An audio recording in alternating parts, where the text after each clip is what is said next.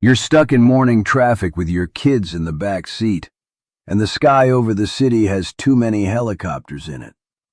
The radio calls it rabies, but people are running now, not jogging, running like something is right behind them. That's your first lesson, and most people fail it. When the calm voice on the radio and your own two eyes disagree, you believe your eyes every single time. Assume the reassuring story is the lie. The anomaly is the truth, and it's screaming at you to move 10 minutes before your neighbors even look up. Our hero in World War Z reads it half a beat too late, like almost everybody does. Then the street comes apart. A truck jumps the curb, a cop goes under it, an engine block lights up, and the crowd you were just sitting in becomes a pack of sprinters. A man drops 20 feet ahead of you, convulses, and in about 12 seconds he's standing again, except he isn't a man anymore. Here's the threat profile, and you memorize it tonight, not in the moment. No pain, no fear. They never tire, and a fresh bite turns the bitten in about 12 seconds. You cannot win a fight against a body that simply does not quit. So scrub the word fight out of your vocabulary right now, because it's the thing that gets you killed first. Your only verb from this second forward is flight. A sprinter clears the wreck in front of you, eyes locked on your throat. Fight or run? You run, but flight with a brain attached. You stack obstacles, you knife through the panicking crowd. You let a runaway truck and a stairwell gap do your work for you. One swing of a bat just rings the dinner bell for 30 more of them. And here's the ugly truth nobody prints on the poster. You don't outrun the horde. You outrun the person standing next to you. Cold? Sure. So is being eaten. You've got distance. Now you need wheels or walls. Any vehicle that rolls, an old camper, a hatchback, an abandoned RV with the keys still in it, just get the city behind you. No ride? Then up. Take the top floors of a tall building, defensible, good overwatch, and grab anything with weight and a handle on the way. But before you settle in, you scout your second way out, because a position with one exit is not a fort. It's a coffin with a nice view. You arm yourself to escape, not to brawl. Now point yourself at empty country. This thing is a virus, person to person, so the math is brutally simple. Fewer people means fewer infected, means no prey to pull them in. Which is exactly why you avoid every place your panicking brain wants to run toward. The refugee camp, the police station, the military base, the stadium with the lights on. The horde drifts toward clusters of warm, uninfected bodies the way water finds a drain.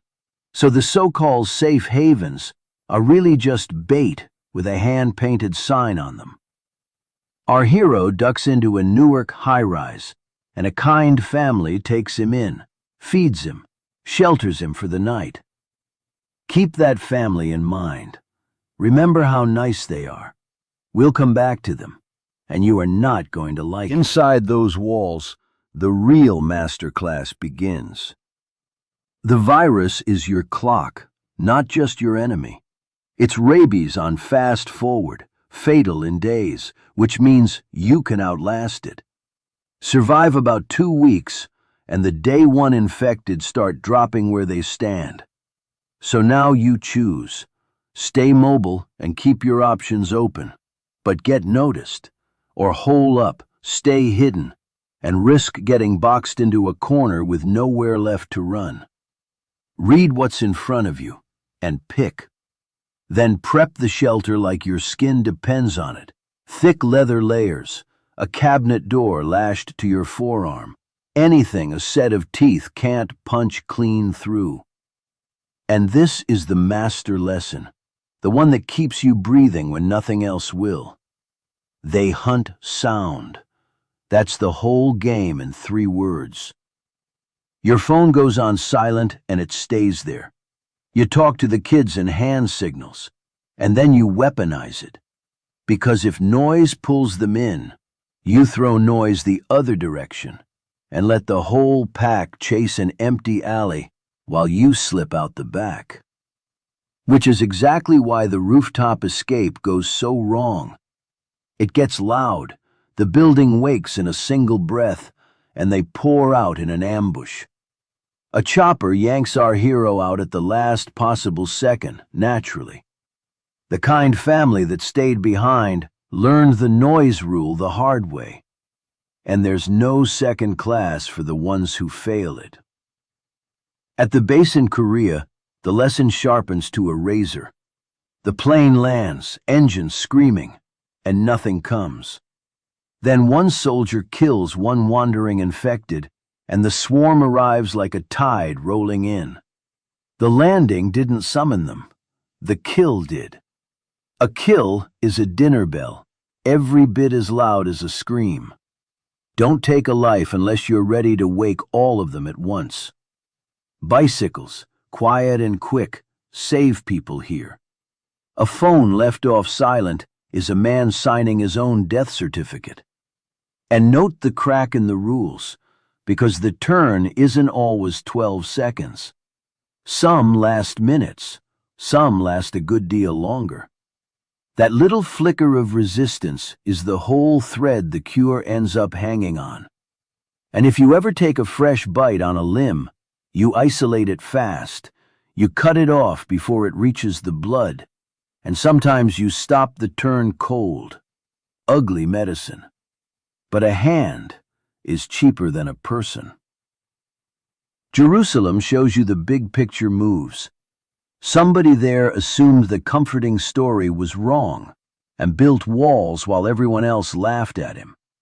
Funnel the horde into a tight choke point and they bottle up, piling onto each other, buying you precious seconds. Gather the survivors behind the wall and you starve the virus of fresh hosts. Good theory. Then a crowd inside celebrates too loudly, and the sound stacks the infected into a living ladder right over that beautiful wall. The smart city fell to a victory party. Even your fortress has a volume limit, because somebody always forgets that joy makes noise too. Then comes the strange clue, the one that cracks the whole thing wide open. The infected run straight past a frail, sick boy. They don't touch the dying. And on a doomed flight, when a stowaway turns and the barricade fails, our hero blows a hole in the fuselage, rides the crash down, and limps bleeding into a research lab with the answer half formed in his head. Here it is, the key to all of it. The virus skips non-viable hosts. It ignores the already sick, the dying, the bodies not worth the trouble of biting. So you beat the disease at its own game by making yourself look like a dead end, camouflage as a host it doesn't want.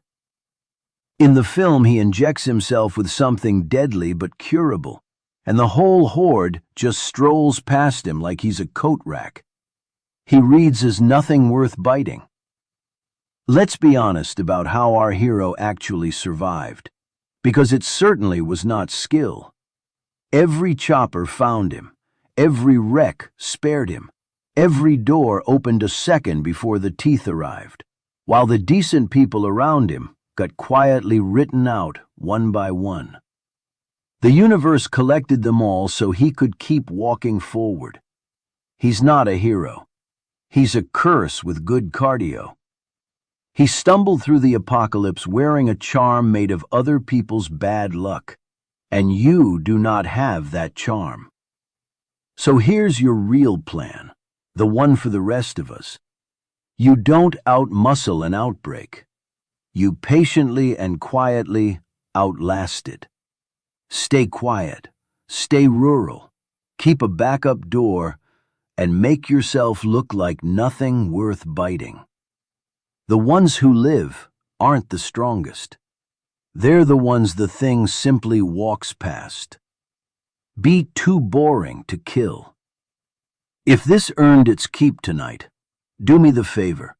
Subscribe, tap the bell so the next one finds you, and tell me down in the comments, honest now, what you'd actually do the second that radio starts lying to you. Stay sharp.